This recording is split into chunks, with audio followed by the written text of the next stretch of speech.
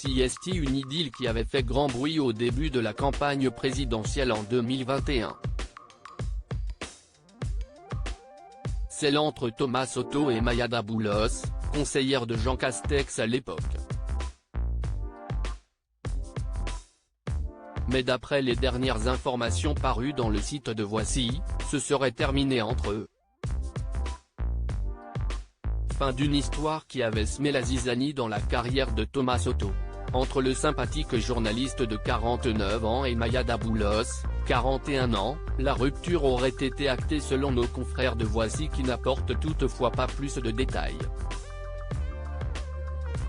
On sait néanmoins que le journaliste et l'experte en communication politique, laquelle est maman de 2 enfants, ont formé un couple pendant quelques années et leur romance avait été révélée au grand jour bien malgré eux. CST Thomas Soto qui s'est retrouvé forcé d'officialiser leur relation à la fin de l'année 2021, au début de la campagne présidentielle.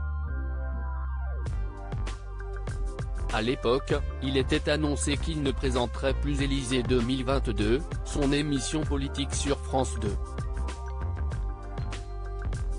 L'acolyte de Julia Vignali était écarté du programme en raison de son couple.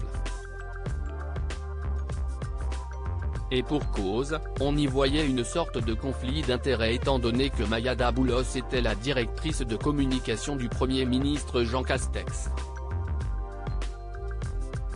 Comme Léa Salamé auparavant, qui avait mis sa carrière entre parenthèses par amour pour Raphaël Glucksmann, Thomas Soto ne pouvait plus pleinement assurer son métier.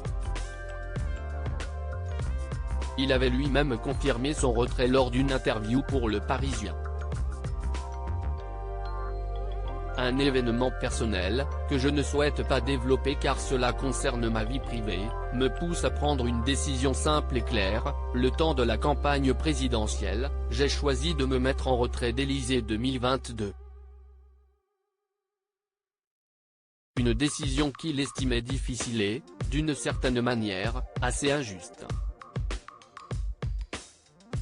Thomas Soto parvenait néanmoins à relativiser. Ma seule consolation, CST d'être le premier homme à s'effacer pour une femme, alors que jusqu'à présent c'était toujours elle qui était priée de rester à la maison.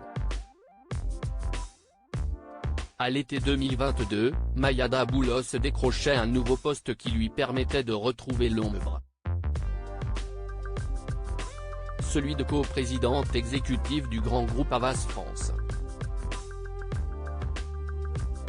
Un groupe qu'elle connaît bien, puisqu'elle y avait déjà travaillé avant de graviter autour du gouvernement.